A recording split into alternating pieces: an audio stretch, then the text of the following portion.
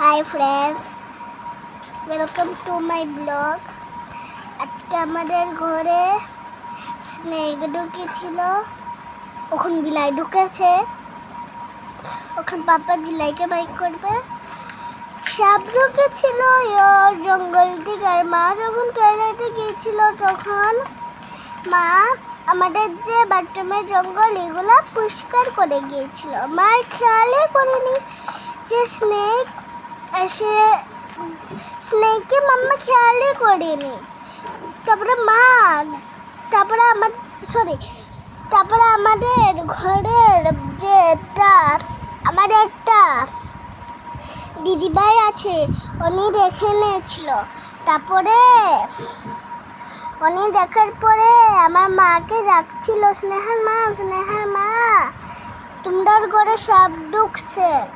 তারপরে মাম্মা বলেছিল যে তুমি স্নেহাকে বাইক করো। তারপরে দিদিভাই আমাকে বাইক করেছে। তারপরে তো অনেক ঘন্টা হয়ে গেল, আমার মাম্মা ফেনাইল দিল দরজা দিদিকে। তারপরে দরজা বন্ধ করা হচ্ছে, তখন পাপা আসলো অফিস থেকে। দুপুর 3টায় আসলো আমার পাপা অফিস থেকে। তারপরে পাপা ড্রেস চেঞ্জ করে সাপকে বাইক করলো, সাপকে পেয়ে গেছে। তারপরে বুতলকে বুতলাম একটা ডিবার মধ্যে ঢুকানো আছে। তারপরে আমরা গিয়ে আমরা ডেনে ফেলে দিয়েছি। আর কিরকম লাগলো ভিডিওটা জানাবে।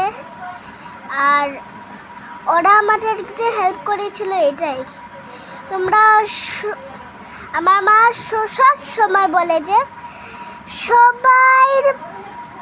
সবাই গায়ে ভগবান আছে। যেরকম আমি যে করছি আমার গায়ে ভগবান আছে, তোমরা দেখবে তোমাদেরও ভগবান আছে। আর আমার ভিডিওটা কিরকম লাগলো, ভালো লাগলে লাইক এন্ড সাবস্ক্রাইব শেয়ার করবে, আর কমেন্টে জানাবে তোমাদের ঘরে কি সাপ ঢুকেছে নাকি। Bye bye.